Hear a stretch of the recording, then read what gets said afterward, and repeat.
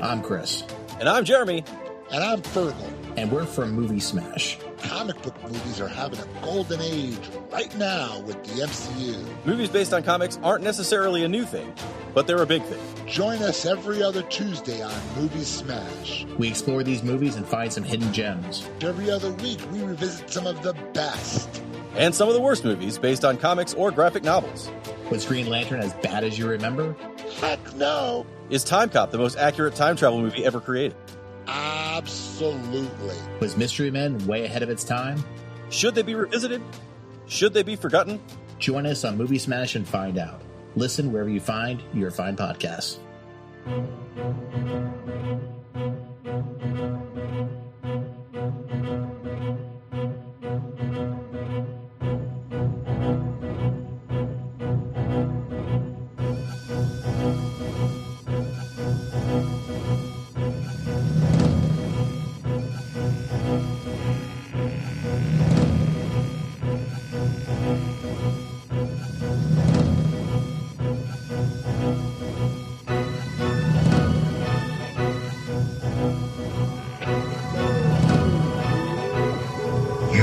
Entering the world of Crisis on Infinite Films, brought to you by All Too Real 2 Podcast.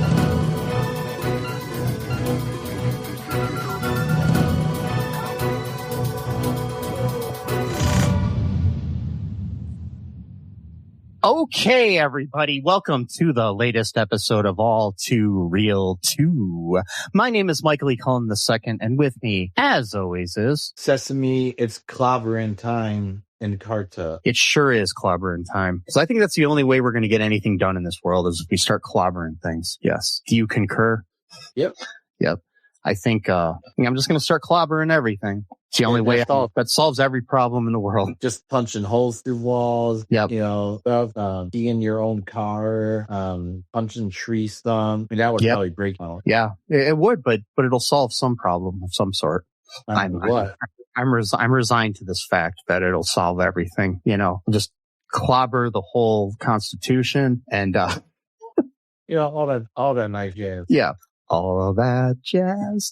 Anyway, so today on our wonderful podcast here, the podcast that'll save the world, we are talking about some heroes who saved, I guess, themselves and in the process destroyed a lot of blocks of New York City from time to time and stuff like that. It was less so much of being a superhero as opposed to cleaning up their own messes. Yes. So kind of like how the world is working now, because basically governments create problems and then solve them and act like heroes. So it's like an arsonist who is also a firefighter, Yes. That's actually, considering that one of the Fantastic Four is basically nothing but like a flamethrower now. So, here's the Human Torch. So basically it's like if the Human Torch set buildings on fire and then put them out. Yeah. Yep. Good times. So yes, we are talking about Fantastic Four 2005, one of the earlier attempts of the film industry to bring Marvel's first family to the screen. There was an earlier attempt that never made it to the screen, really. just to VHSs. We did cover it once upon a time, but I lost the audio, so we never released it. So 1994, that's when that came out. Yeah, the audio, I couldn't say, I can't say we lost the audio. It was corrupted somehow.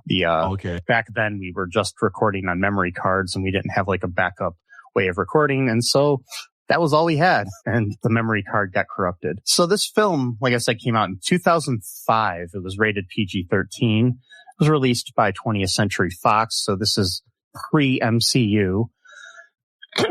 But post Blade and Spider-Man and other movies, and X-Men and stuff like that. The Internet Movie Database short synopsis here is a group of astronauts gain superpowers after a cosmic radiation exposure and must use them to oppose the plans of their enemy, Dr. Victor Von Doom.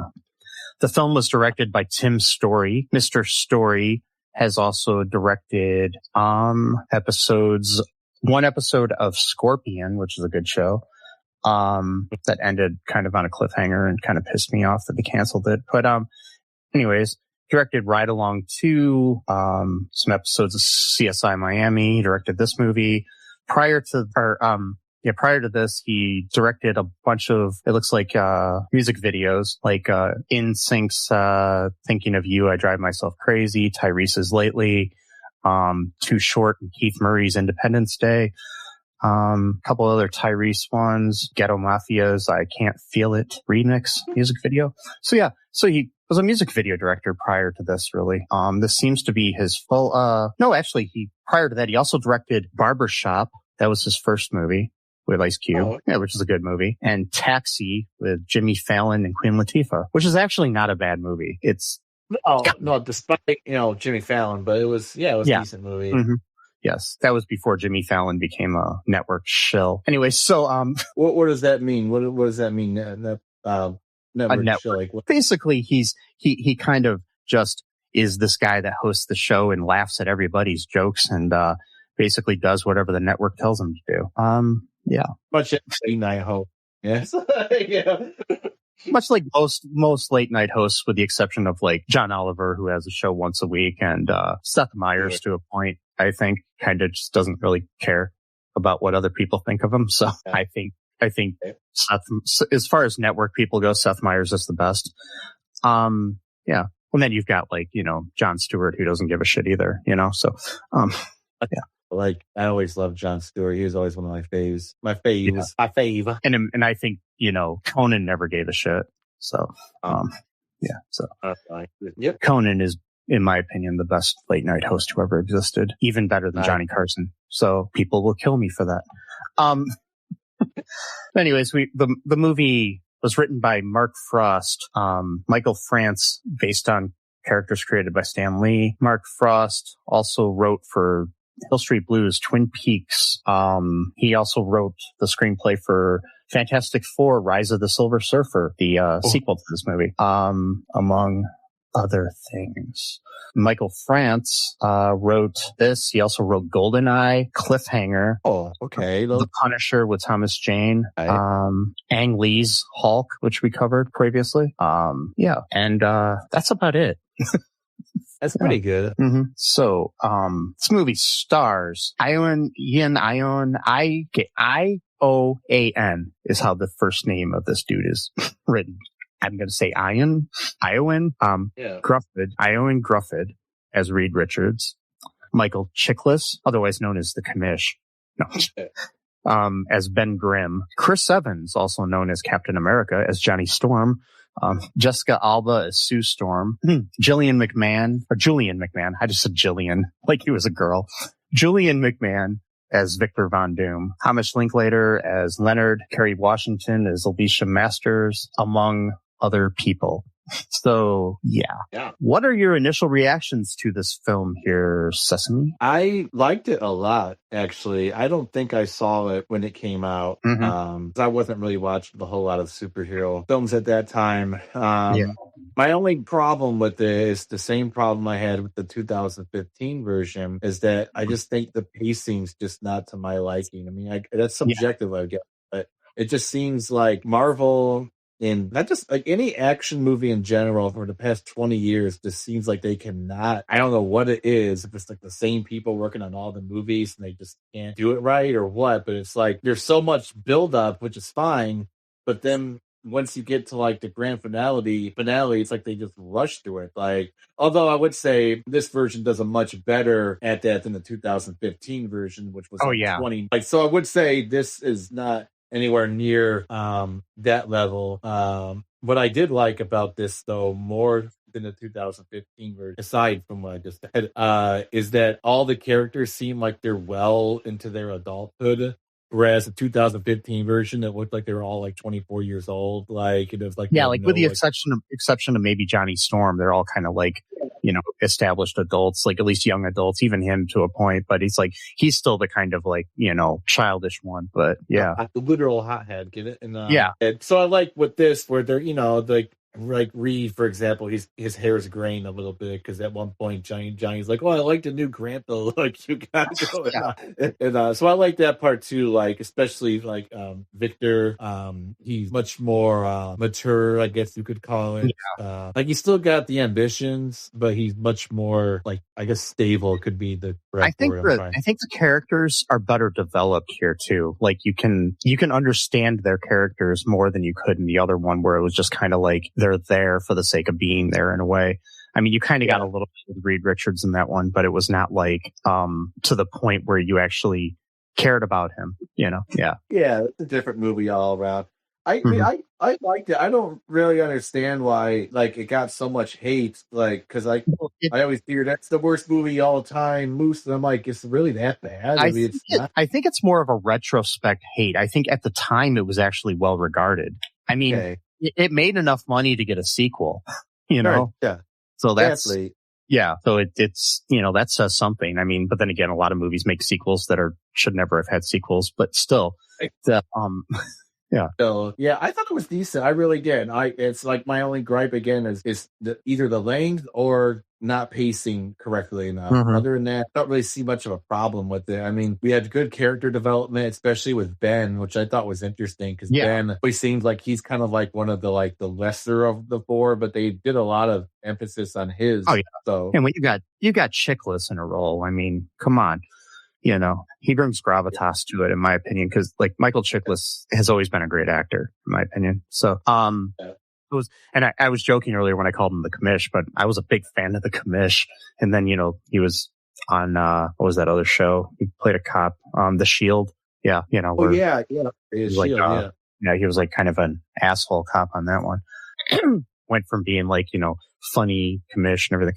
I mean, and, you know, Chiklis was even good in Wired, which was the John Belushi biopic, which everybody hates, and I do too, to a point. But it's like he played John Belushi in that, and that I blame more on the writing and other things. So, but his performance was good.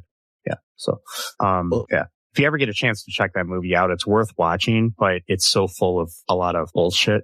So, and it's totally inaccurate. But okay, they should make another book about Jim Belushi life. It's like the whole movie's about according to Jim. I know, so he gets so much hatred, you know, Jim Belushi. It's like, yeah, but he's not the brother who got hooked on drugs and died from an overdose. Like, but yeah, John Belushi, he's so much better, man.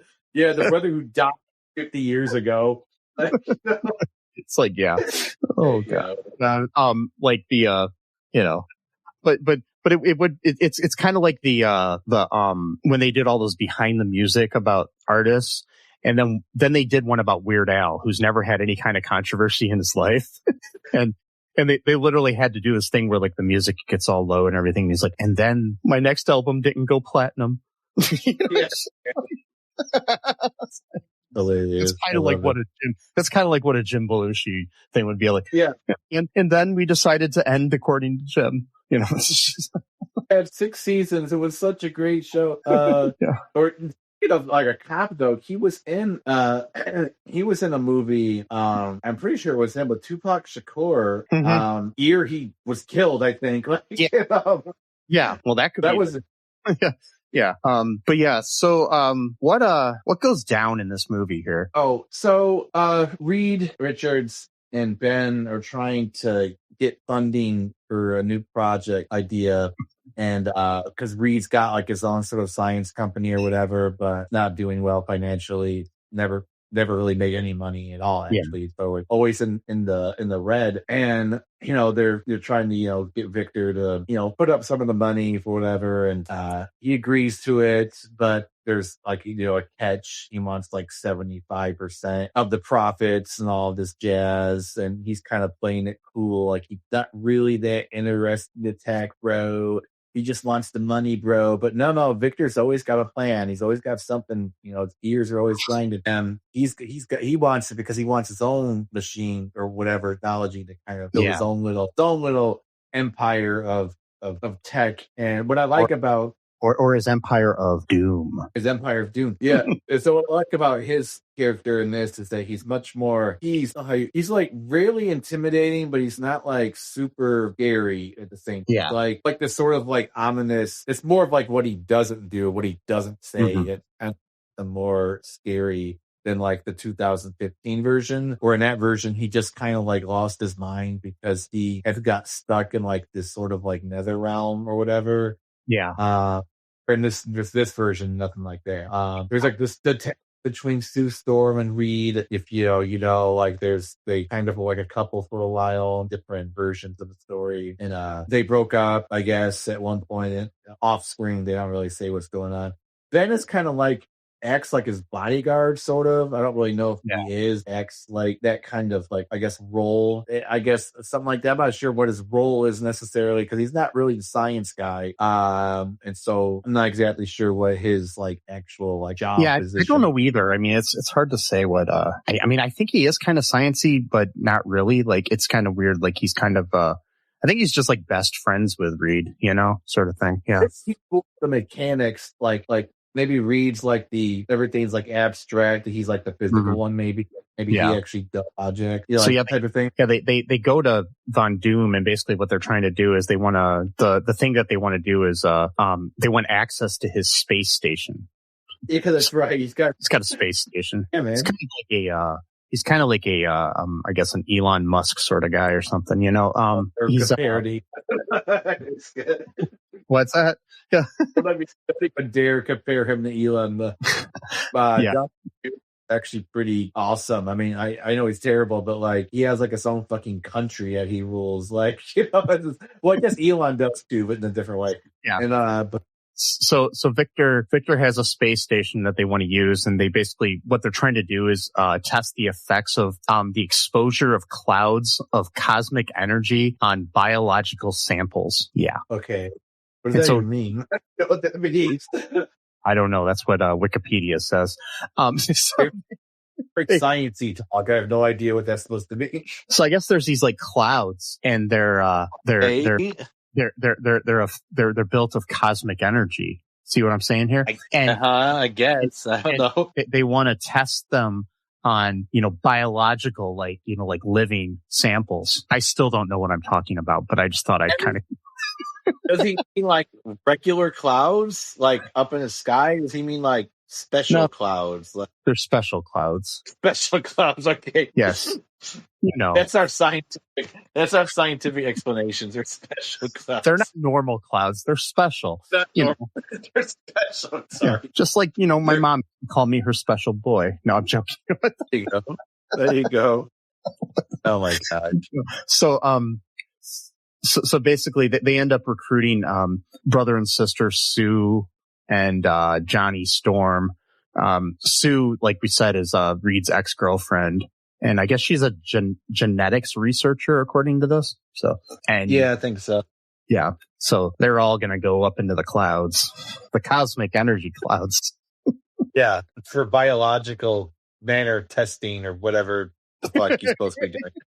It's still such a weird turn of phrase. Like, doesn't make any sense. Like, nobody, it just sounds like someone threw that through Chat GPT before it even existed and just like made it out like, oh yeah, it's, clouds with energy and biology and stuff. And, it's like, and we got this hot girl, Sue Storm, up there, and there's this other guy and stuff. And it's going to be really awesome, guys. Nothing bad's going to happen whatsoever. It's going to be a super successful mission. Nobody's going to get hurt in any way whatsoever. Don't worry. Yeah, it's like, I'm wondering if that's like what Stan Lee had come up with, like when they first, came up with things like, yeah, it's like, if that's how they got their superpowers. Okay, here's what happened so in the comic books, the Fantastic Four is formed after 4 civilian astronauts are exposed to cosmic rays during an unauthorized outer space test flight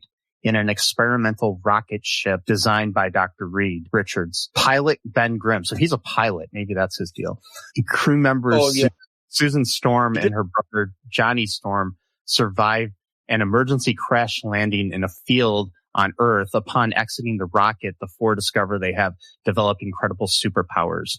Yeah, so that's what happened in the original Marvel comic books. So yeah, I like that version better when it was like an unauthorized. They just decided to do it. Civilian astronauts who don't have any experience whatsoever. But this too, like, who knows if this was authorized by the government either? It was just, Victor Von Doom has his own space station, so like whatever. Yeah, sure. Just do whatever you want. Yeah. Yeah. Oh man, it's just so weird because I just cannot get over the cloud shit. It's gonna stick with me now. I just can't get over that description. Well, I mean, later they're trying to recreate the cloud inside this little machine, and that's what ends up, creating Dr. Doom.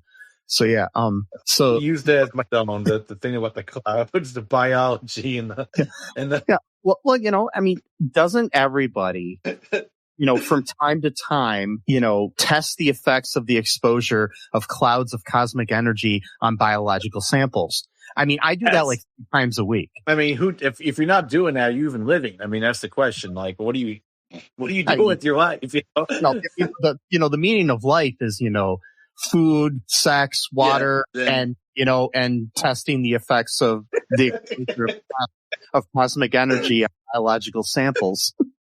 Yeah. Yep. Yep. Yep. And, so I think that's in the Bible. It is. It's in the Bible. It's a different translation. Yeah.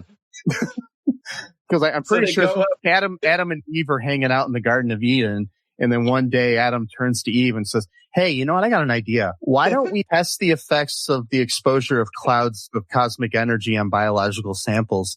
And Eve's like, "Sure. Just let me eat this apple first." Yeah. So that's what got it kicked out of the Garden of Eden, was that they were trying to do the biology testing, and like God's like, "Nope, can't do that. It's against the rules. Now you got to go to wherever you're going now." It's like, damn it. And so they go up there, they do the stupid little test, right? And then Ben, there's like this huge energy wave coming towards Ben, and they're like, "Victor's such a dick. He like tries to close the doors on Ben, so he like has to die out there." And but he does it. He finds his way. He makes it in time, but then it's like this big whoosh of energy, kind of like just hits. Like at first, it seems like it's not nothing. It seems, but then all of a sudden, like a big thing of energy just like shoots at them, and then everything's like normal for a while. But then, like roughly around the same exact time, they all start developing their new powers. And was there a reason why each one got a different power, or was it just like randomized? Like I don't remember if there was like I don't think they ever explained it. I think it was just randomized. Okay. Because I wasn't sure if for a while it seemed like Ben was running from like a big rock, so I didn't know if that was why he was like that had something to do with it. I don't know. Who knows? It could have just been completely random. And so there's like this cool little montage going on where each person, I mean, come on, you gotta be honest. Like Ben got the total short end of the stick here. I mean, you got Johnny, he could turn into fire. Sue has like this weird, like, I don't know, magnetic powers. I don't know exactly what she turns invisible. Yeah. She turned invisible, but she's got this like sort of like force field ish kind of. I'm not even sure what you would call. I see. I need to learn my science. If I did study more about testing the clouds, I would have known more about how the crazies. According to our scientists on Wikipedia, Susan can become invisible and create force fields. There it is, force fields. Okay, okay, I was correct. It's funny, but the way they got this listed here. Reed is able to stretch like rubber. Susan can become invisible and create force fields. Johnny can engulf himself in fire. And Ben is transformed into a large rock-based creature with superhuman strength and durability. Yeah, even just reading that, I just like, man, Ben. I mean, it's like not like the worst power. I mean, yeah, the super strength is cool, I guess, but like he's looking like that. He's kind of like the Hulk, but he's like the Hulk all the time. Like it'd be like if, the Hulk couldn't turn into Banner, so. And like, and just like little things that he can't do, like no pun intended, like, glasses, like cups aren't made enough, forks aren't made as big for him to eat. It's like all these little things can't do now because his hands are just too big to do it. And then it's all like, yeah, you got Johnny going off doing flame shit, And flying shouldn't- around. I shouldn't think about this stuff, but like, so towards the end, first off, we get this thing where he, his wife leaves him basically. But Yes, piece of shit. Yeah. Down. Kind of jumping ahead here, but we also have this part where Kerry Washington's character, she's a blind woman, but she kind of falls for him. And, the Alicia Masters or whatever her name is, but I shouldn't think of this stuff, but I'm just like, can they have sex? I don't know. That probably not. Well, I mean, see, I was kind of confused about that, or I don't know if I liked that too much because it was like the fact that she's blind, it almost makes it seem like, oh, nobody would like you unless they're blind. They can't see you. You know what I mean? Yeah, well, it just seems. She is a character in the comic books too, and she's blind. I know, but it just feels like, oh, don't worry, she can't see how hideous you look, so you're in the clear. Yeah. I mean, no, not in the clear as in Sue Storm being in the clear, but like you're in the clear, like you're gonna get. But she does, explain, when she meets him that she understands, what it's like to be different. So yeah. So that was kind of neat. So he got himself a new girl. And instead of his piece of shit wife, but which I hope she got into a car accident in the end of that scene off screen. We have no idea, but she got into like a fiery car accident and died. Yes, nobody knows. They have no screen, so it's fine. But it's like he got his shit going on. Johnny is giving him a hard time, so that's kind of fucking up their relationship a little bit because he's always making jokes at his expense. Ben, obviously doesn't like that. Yeah, when Ben first finds out what's up with him, though, he does run off like I don't know, like Harry from Harry and the Hendersons or something, but off into the woods and then into the town, and they create that there's this issue where he goes to the Brooklyn Bridge and accidentally causes a traffic pile up while stopping a man from committing suicide. So yeah. Oh yeah. Like our boy like prevented like a suicide from happening, man. Yeah. Get any thanks for that? No, of course not. Then we have like whole scene where they're basically introduced to the world as the Fantastic Four because that's what somebody in the media decided to name them. But yeah, right. So now they're team. They're not even a team at this point, but the media just decided that they were like, no, you're a team now. Can't do anything about it. We decided, okay. And Johnny, of course, loves this. He loves being the center of attention, so he eats it right up. He's doing like fucking like. He went to like a freaking what was it, like a dirt bike race or something like that. Doing all these fancy tricks. That's what he used to be like a racer. Was that like his profession? Was he like? I guess so. Okay. I'm thinking so because when he did this really cool move and the guy said, "That's old school, Johnny. We want something new." So, which is weird. I'm like, what? Okay, what satisfies you people? This guy literally was hanging off the handlebars, completely shot straight up like he was a gymnast, and then he lands perfectly. They're like, "That's old school. Give us something new." Okay, can you do that? Can you shoot?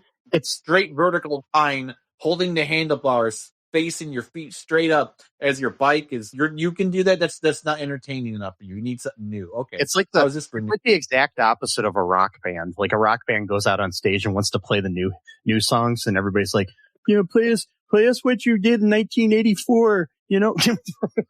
It's the old shit, bro. Yeah, no, it's like no. Now I want. So he does like this cool fire trick, by accident, because he was gonna do like a really, really cool bike trick, but he couldn't do it, and so he made himself fly by accident, crash into the ground, and so like fire, Johnny, Human Torch or whatever, I don't know what they call him, and so like he made a big, everyone's on to me. That's the other thing too about this movie. Usually superheroes like try to keep like a low key, like about who they are. Like these people just went right into it. Like within like a matter of days, they're like, yeah, we got powers now. Sorry, I'm not sure what to do about that. We're going to fix it though. You're going to fix having powers. What?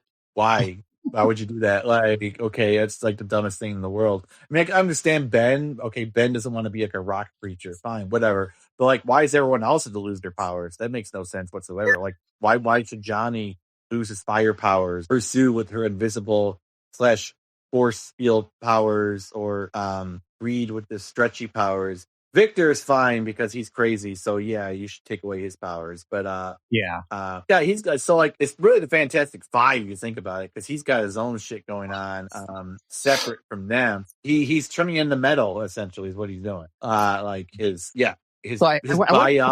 want to point out too that during that dirt bike thing or whatever it was, there was like all of these ads for like Pepsi products and then Burger King. Yes. I saw that. Like it overwhelmed me. And so the way my mind works, though, I just want to, let you listeners venture into the mind of Michael E. Cullen II here for a moment. I'm sitting here looking at it and I'm like, but Burger King serves Coke products and they have since 1990. So that was just kind of weird.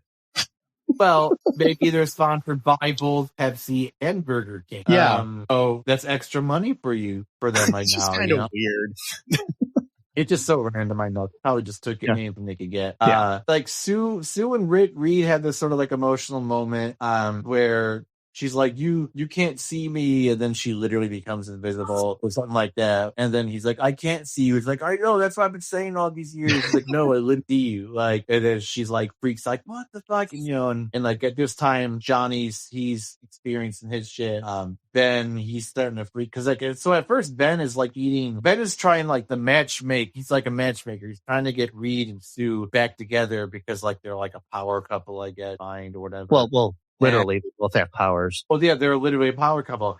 And then he's like, oh, his stomach is grumble, like he's got like an upset stomach, and so he's like, oh, I must have ate bad shrimp. You're hearing Victor's like, man, she got bad. Like, no, he's got the finest shit, that's possible. And so he goes off to bed to take a nap, to feel better. And then he starts feeling shit like, oh God, no, and this was all before the Brooklyn Bridge incident. So yeah.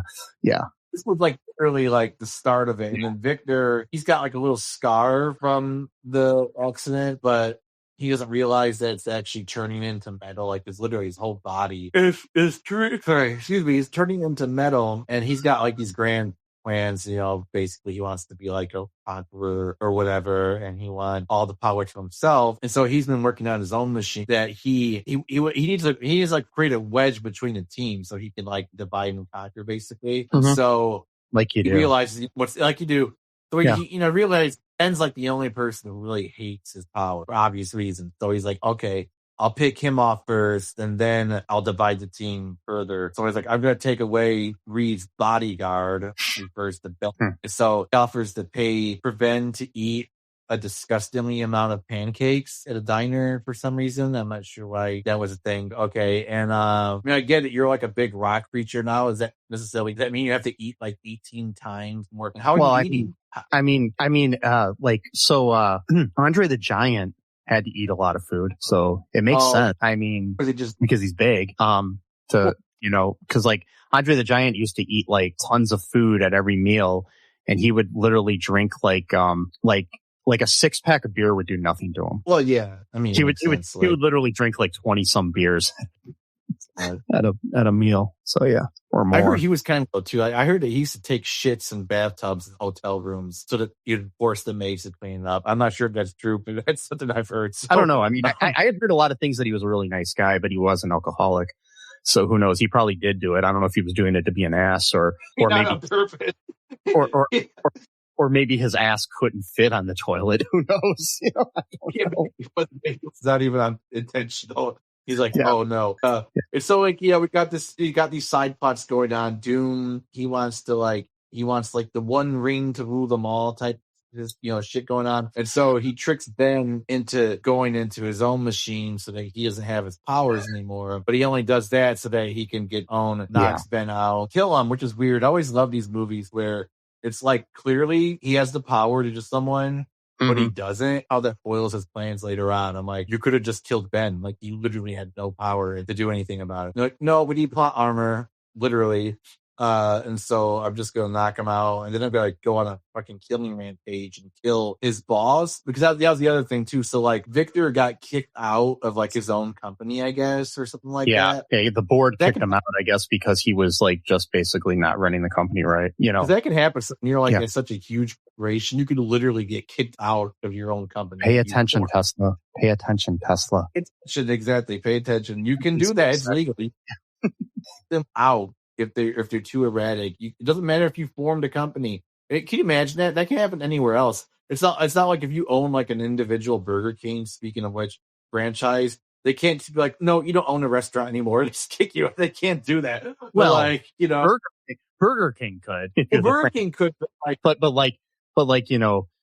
Jerry, who runs the fryer, can't do it. He's not like a board of directors inside the actual the guy who makes the fries. He's like our comptroller of like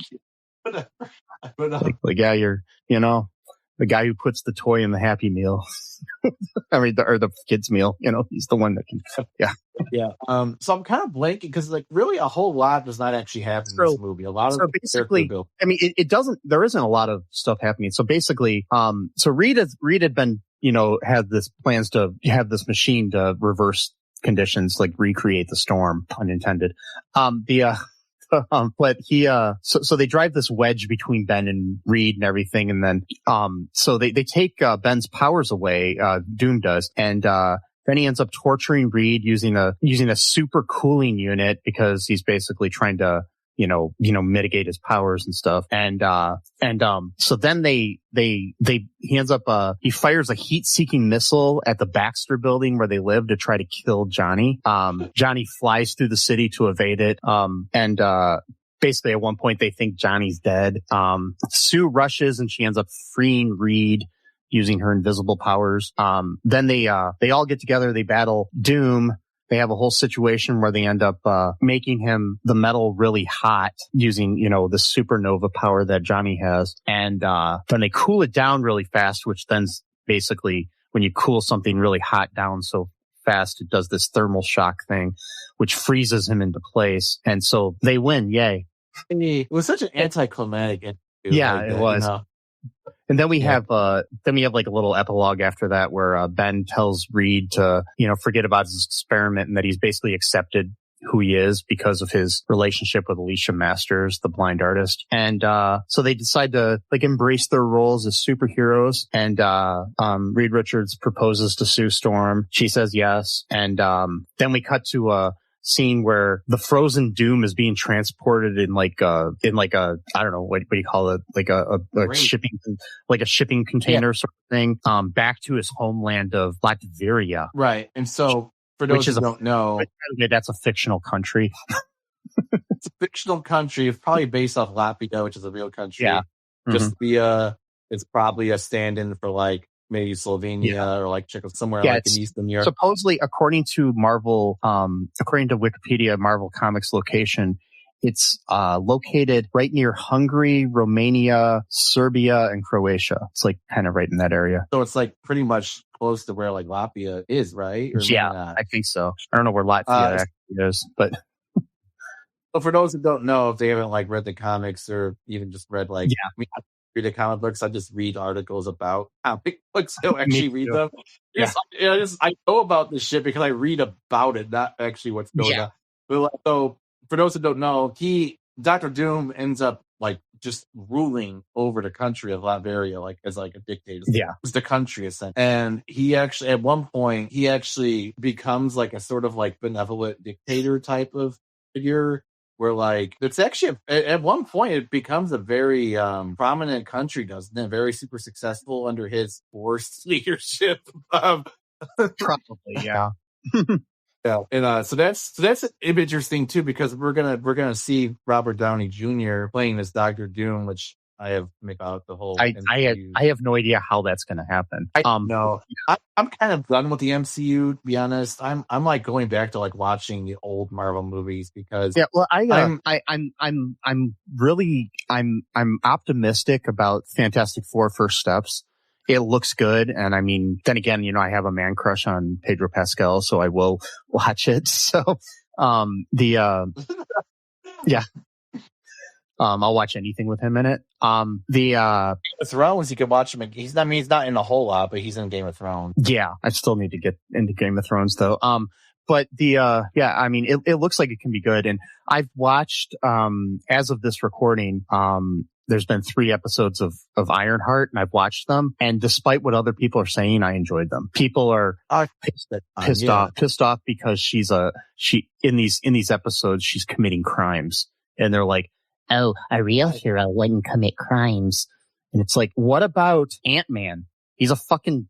The only reason that the issue is because she's a black woman. That's the other thing too. But these, I guarantee you, 110%. These, now I'm quoting like some fucking bedazzled here. 110%. You just got to give it. There's no IT. And you know that's a whole other movie we watched. But like 100% chance that these are the same people who like praise like the Empire and Star Wars. Like Darth Vader was actually the good. And, he's such a bad. Dark City, it's awesome. Like, okay, so those are the villains of the story, but you're like, yeah, but they're awesome. But this girl's committing like petty crimes, and so she's bad. Ruling. Well, they're not necessarily petty crimes in this, from what I've seen. I don't know if you've watched any of the episodes yet, but isn't man. It's just so stupid. Like, if you actually watch the things, the group of people that she's working with are stealing from billionaires. Well, that's why they hate her then, because that. Yeah, because that's what I'm getting at too, and it's like.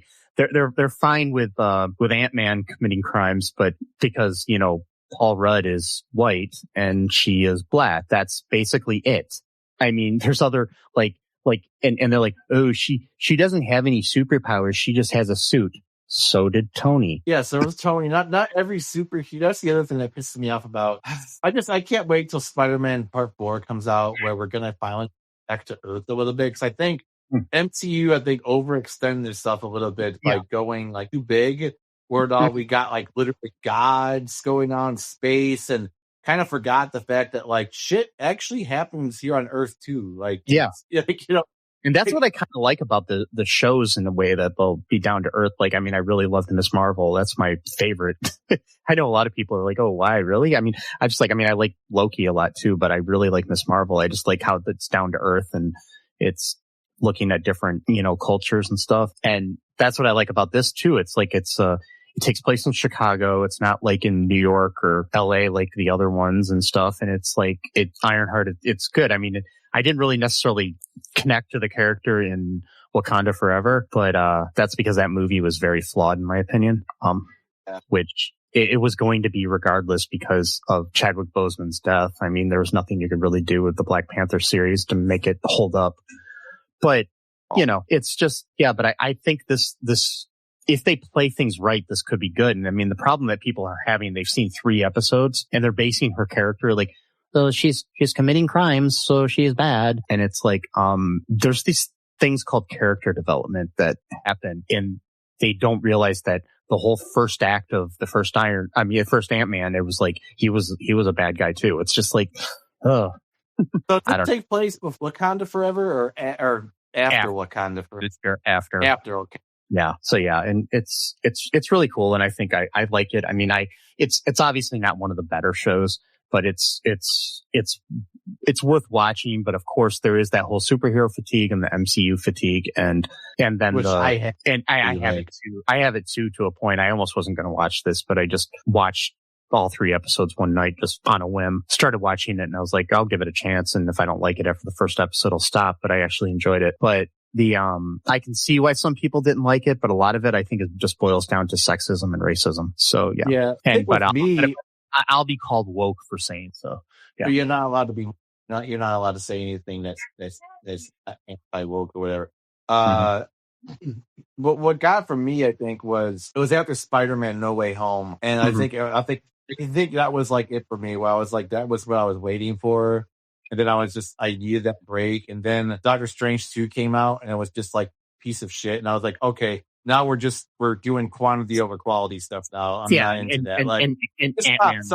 Ant-Man and the Wasp Quantumania was horrible too. It was like rushed. They were rushed things. That's the problem. They need to take more time in between movies and TV shows.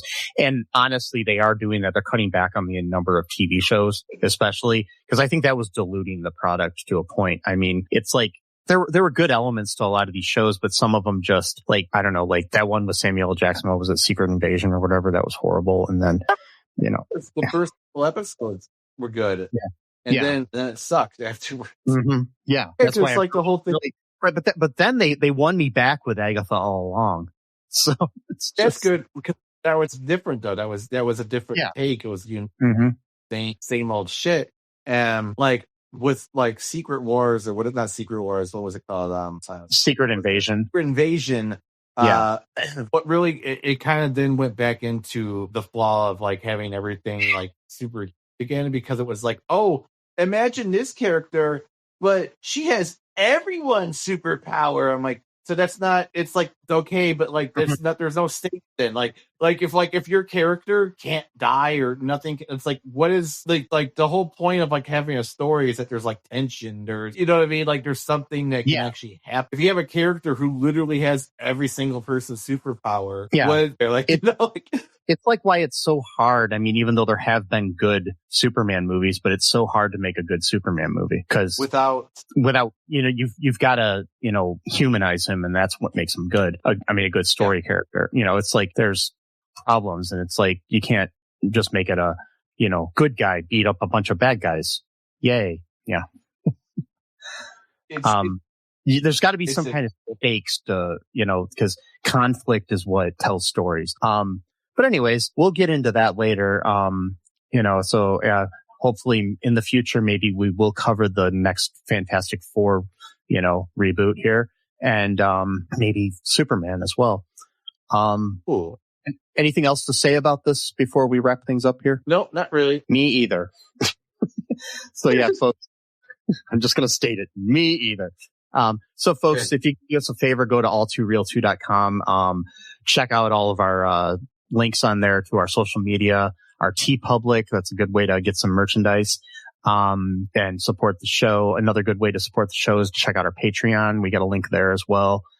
Check out some of the charities that we have listed in the show notes. Good way to help humanity, you know, this thing, you know, if you have if you have this, like, you know, this rare superpower that a lot of people don't have called empathy. Yeah.